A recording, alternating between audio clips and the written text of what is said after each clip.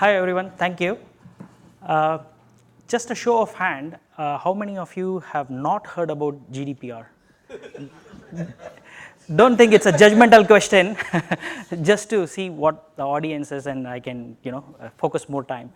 How many of you are working on some sort of a GDPR project? Oh, that's good. And how many of you are designing GDPR compliance systems? Cool, okay. I think there is something for everyone in this session. So personally, my journey in GDPR is, I think I started around 12 months back. As a team, we were working with a lot of customers and helping them. And what we found out is there are a lot of literature available on GDPR, which are legal, and from vendors, which are mostly fear, uncertainty, and doubt, FUD factor. As a practitioner, we couldn't find material enough to kind of take an informed decision about designing systems. So this is, I'm not a GDPR expert per se, but I'm sharing the experience as a fellow traveler. That's why it's called as building GDPR compliance system. It's not how to build a GDPR system. Quick summary which Ijaz gave. My experience is I've been designing, I'm one of the early adopter of AWS. I used to work for Amazon. Even before it's called as AWS, I used to play with S3s and others because that's the perk that you get when you're working on a toy shop. And early on in my career, what I realized is one of the systems that I designed was so successful that I became a victim of my own success. What happened is privacy and security by design were not there. So we met the functional and non-functional characteristics, but there are a lot of customers who wanted to use and I have to redesign it. So from then on, whatever systems I design, I look into security and privacy aspects, which has now with the GDPR, it has become more mandatory. This session is not about, I'm not going to talk about legal, whilst I may use certain words, I'm no way a legal expert. So don't take anything in terms of legal. Always check with your legal team, your privacy team to see what's the right thing. And there are a lot of subtleties in GDPR. So each organization has to take a position that is defendable. So I would recommend you to talk to your company's legal and privacy teams. Also, I'm not going to talk about legacy application for the simple reason that it needs a lot of love and care. So it's very hard to generalize that. And also about licensed products. But there is something, if you are interested in, as a show of hand, how many of you are working on enterprise space? Okay, cool. So I think, yeah, so the end of it, you have something for how to handle that. So these are key highlights. Just a question, it's a quiz question. 25th of May 2018, is that GDPR coming, is becoming the law, or is it going, or is it becoming enforceable on that day? A or B? Okay, good. I didn't know that. So GDPR is the law of the land as of today. So from 2016 onwards, GDPR is the law. It just becomes enforceable on 25th of May.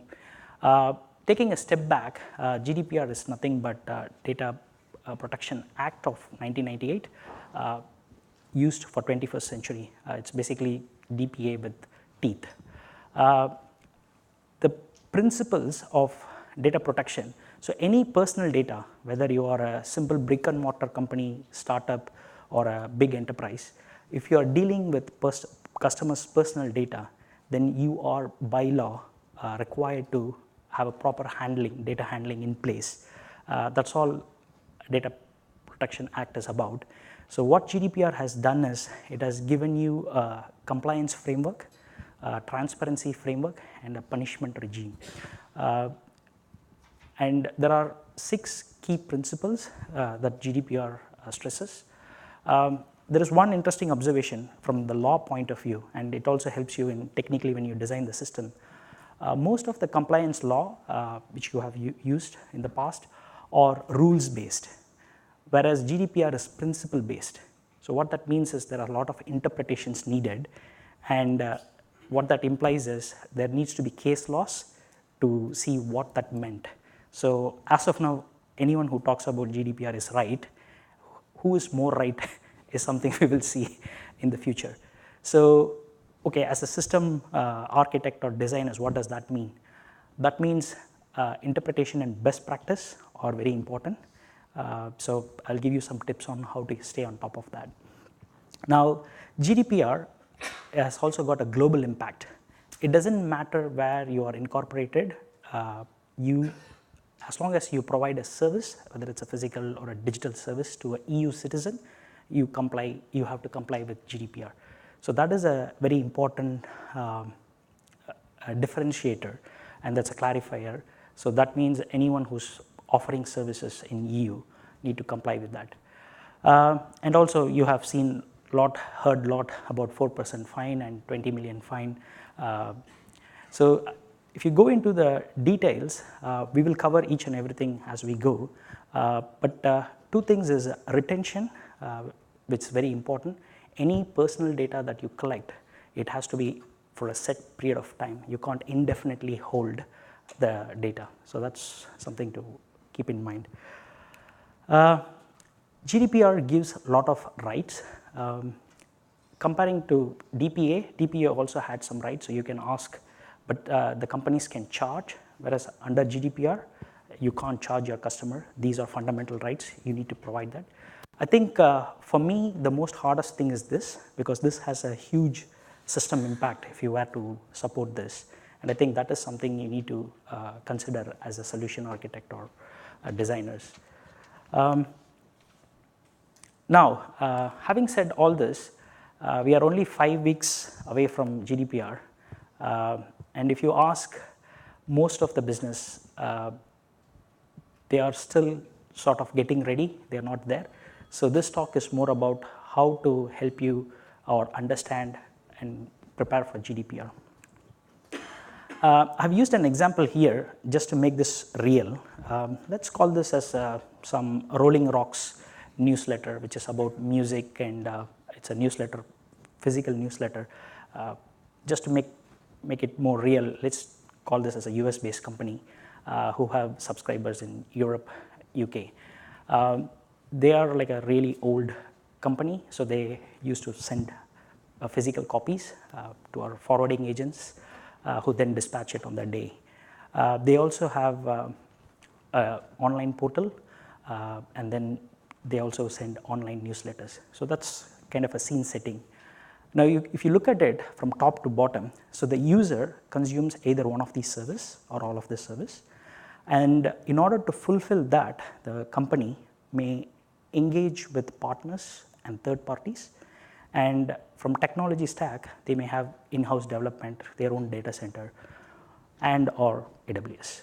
So that's a scene setting. That's the value chain. If you look at it from GDPR point of view, the users are called as data subjects. So they have certain rights, which we will see as we move forward. So the data controller, so anyone who has a legitimate business relationship with the customer, so they become the data controller, they have certain obligations to fulfill, and it is their responsibility to make sure the personal data is properly collected and handled. So data controller is a very important responsibility. And the third role is data processor. Everyone in that supply chain is a data processor.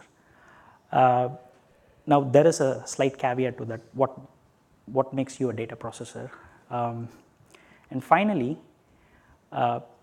you need to look at, this is where the terms and conditions and some legal aspects you need to look at. Depending upon what you do, how you do, sometimes processes can also be treated as a controller. So it's better to, if your company is considered to be a processor, just take legal opinion. So that's all I can say on the topic, because I'm legally not qualified to further discuss that. And last but not the least, regulators. So in UK, we have ICO, Information Commissioner Office, which is our regulator. Now, this is another overview of interactions. So you have a customer. As a customer, either I phone the Rolling Rocks company to get a subscription for my newsletters, physical newsletters. So that's the normal channel, or I can go online and subscribe. Irrespective of what channel you come in, you need to take consent. So that's mandatory. So consent tells what's the purpose, why we are collecting what we are collecting, what is the scope. So you should not collect a lot of information. Whatever is relevant to fulfill that particular service, you need to collect. And also, you need to make sure that we give the data rights, whether it's digital format or normal format. And in case of a breach of the private personal data, the data subjects needs to be informed, and remedial actions need to be suggested. So these are all by law. And another interesting fact is you need to also provide data portability. I think that is something much overlooked topic. As a designers, we need to think of that. If you go to the other side of the fence, company point of view, they must implement certain technical and operational measures. This is a significant departure from the previous law. This gives you, we need to provide and prove that whatever controls that we have put in for GDPR, technical controls, are also operated on an ongoing basis. So that's very key as a controller. When you come down to suppliers, suppliers also have TOM, technical and operational controls. They have to demonstrate that. And in case of a breach, they also have to inform their client, in this case the controller, and also the regulators. So in case of any breach within 72 hours, both the controller and the processor need to inform the information commissioner. That is one of the mandatory conditions in GDPR.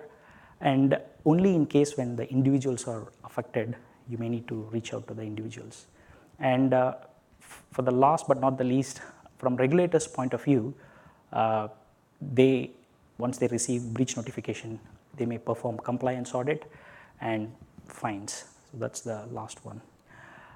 We will use these icons throughout the presentation to show what roles and responsibilities and what are the perspectives with respect to system design. Now, this is a very good slide from AWS, which shows the shared responsibility model of the controller and the processors. As you can see, almost every responsibility is shared between the controller and the processor. The key things that are very specific to the controller are consent, data portability, and the security wrappers around the private personal data. Now, we talked about TOM, technical and organization measures. I have highlighted keywords which we will use throughout this talk. As you can see, pseudonymization and encryption are mandated in Article 32. We also need to make sure there are ongoing controls and ongoing controls are in place. And in case of outage or a physical or a digital outage, we also need to restore the service in a timely manner. And last but not the least, we also make sure that we have regular testing in place. Now, for those of you in DevOps, this should be a great news, because whatever things that are traditionally considered as non-functional requirements has now become functional. So testing is no longer non-functional, it's functional because you have to comply with the law. In order to meet the legal requirements, testing, auditing, and all those things are now become mandatory. Let's go a little bit into the data classification. So personal data, any attribute that can uniquely identify a living natural person, so that's the definition, is considered as a personal data. An interesting observation is your GPS coordinates and your IP addresses could potentially be considered as personal data. So that's where the definition is slightly more, you can call it as ambiguous as well, but as we find more case laws, there will be more clarity on that. That is something to bear in mind. The classical things are name, date of birth, and address. Pseudonymization. The difference between personal data and pseudonymization is where you have some process to obfuscate the personal data. For example, a foreign key on a table. So you may keep your private personal data into a table, and you have a foreign key relation on other systems. So you may use a customer ID throughout your processes. That's still considered as pseudonymized data. It is still under GDPR scope, a bit with less control. The key word there is re-identification. So within the company, there is some process where you can reverse engineer and get back to the detail of the person's personal data. And anonymized data is, there is no such reverse engineering is possible. And that is not under the purview of GDPR. So effectively, anonymized data, you can do whatever you want. But the challenge there is, how do you prove it's anonymized? So we need to put some measures in place to prove that it is anonymized data. This is a very interesting and useful if you are working on big data use cases. If you are dealing with large volumes of data for various behavioral analytics, this anonymization is going to help a lot. Now, this is one of the best slide I've seen from AWS, where in order to navigate this GDPR compliance, it's more of an organizational and legal documentations needs to be in place. So the roles and responsibilities are clear. And then all the rationale of why we are collecting the data, it's a business decision along with your legal and privacy team, and what's the value it has to the business, and what is the risk if we lose that data. So that kind of analysis need to happen, and there are definitions and a lot of guidance from ICO which you can use. And once you have that organizational structure in place, then you go into the technical part of it, which is what we are going to cover. This is where security by design, privacy by design, automation, all those things comes into play. Now, in order to process personal data with respect to GDPR, in my opinion, these are the 4 key things as a solution architects we find. Retention and data residency and other things are already handled, or it's, in my opinion, slightly easier to achieve, whereas these 4 requirements needs to be revisited in some cases and refined to comply with the GDPR. Now, the good news is AWS would be one of your processes, and they are GDPR compliant. So when I say they are GDPR compliant, what that means is, if you look into the security of the cloud and security in the cloud, they take care of compliance on their side of processing, but it is still our responsibility to make sure whatever that we are using, we need to make sure our applications and infrastructure is compliant. Now, AWS provides a lot of tools and services, and they also provide a compliance framework which we can use. And there are a plethora of tools and partner networks and a marketplace which you can use to meet some of the GDPR objectives. And last but not the least, this is a legal terms of protection which you need to make sure your legal team is aware of and read and revise. Now, this is the compliance framework where you can see that AWS have addressed their part of the stack. If you're going into the compliance framework, there are 2 parts you need to address. One is the infrastructure layer, where you need to make sure that you have got all the security elements in place, and then the next is an application layer. So there are different strategies you may use for infrastructure, and then you may use different strategies for application. Now, these are a lot of tool sets that you can use, right from OSI layer 7 application tier to lower tiers, threat analysis, application security, endpoint security, vulnerability. So all those DevOps and DevSecOps best practices would help you to make a case for GDPR compliance. This is a system overview. I think if you map those initial requirements into consent management, rights management, and personal data management and breach management, it maps into how would you achieve this.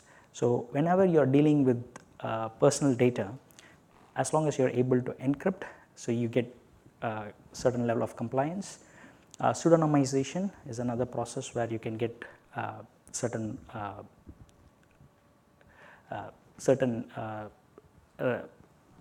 scope can be covered. And if you look at how to achieve, this is just a sample set of services which you can use to meet those objectives.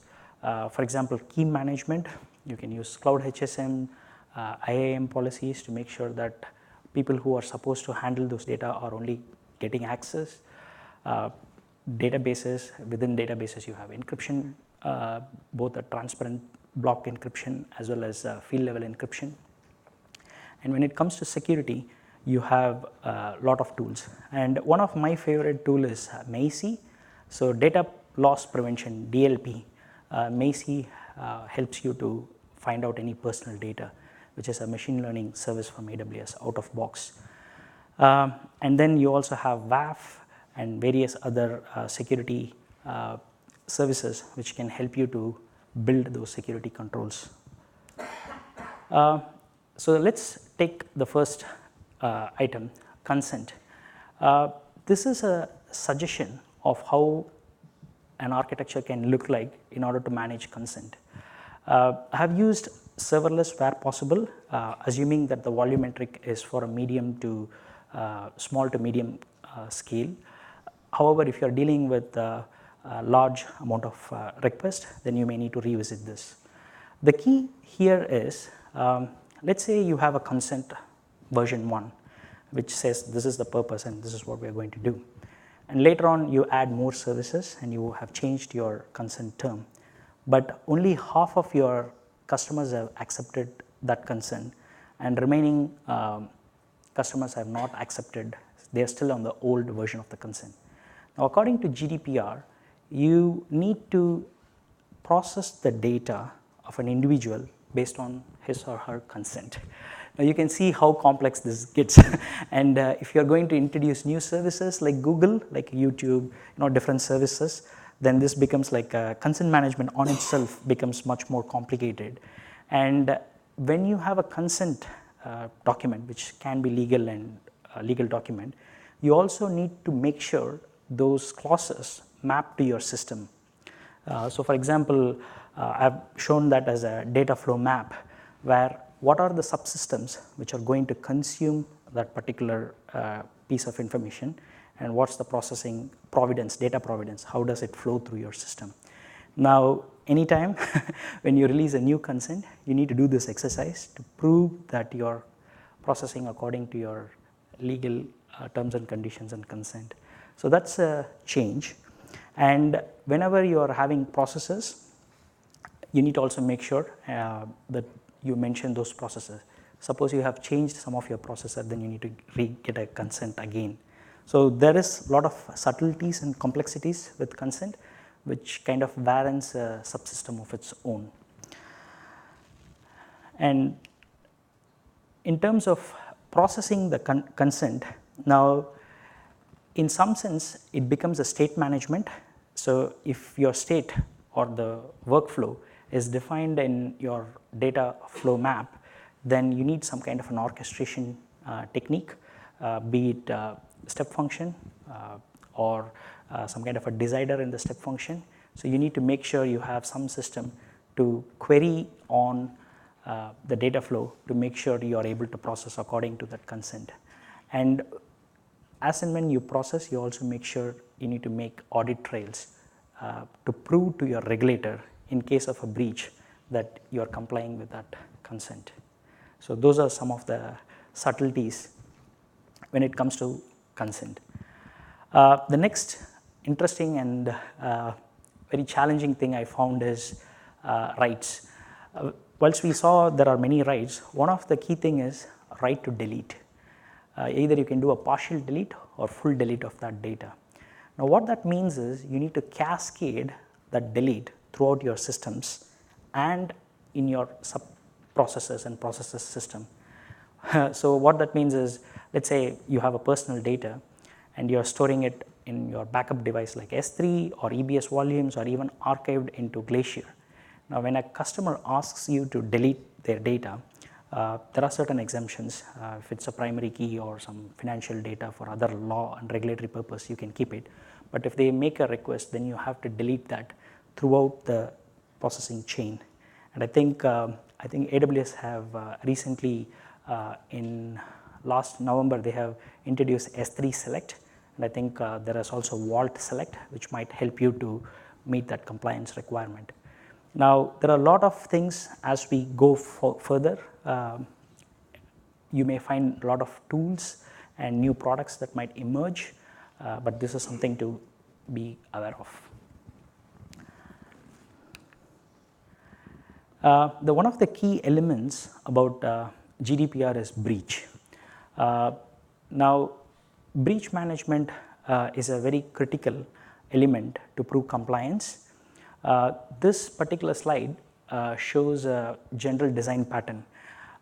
This is an AWS recommended design pattern where you keep a centralized log that is only restricted to a certain teams like your security team, and all the accounts are able to push their logs into this.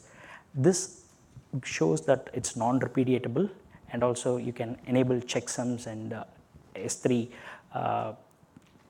server-side encryption. So you can use some of those features. Now let's look at this from the top. So you have identity, various forms of identity, which helps you to map who is accessing the data. Then you have encryption, which helps you to show that you have encrypted the data to protect them. So that shows care of duty. And then there are a lot of security services which you can instrument to say whether there is any unusual activity or incident of compromise. So this kind of collecting logs and analyzing logs at various layers of the stack would help you to demonstrate that you have put in required technical and operational measures. And last but the least, you also have your traditional security monitoring, operational monitoring, and recently there are a lot of open source tools for compliance monitoring, and you will see more in this space. You need to make sure that what good looks like in security and see if there are any anomalies. You need to have a process to investigate that. Now, coming back to this is the last slide. The homework for you is you have had a view of how good looks like using AWS toolset. If you are working on enterprise space, you need to think of how you would achieve this in your environment. I think the key takeaway, if there is one thing that you can take away from this presentation, is a lot of the heavy lifting is people and process. So technology plays a key role, but in my opinion, that plays a limited role. So most of this is to do with you have proper process and people in place to handle personal data. Yeah, that's my contact details, and if you have any questions, we can chat now or later. Thank you.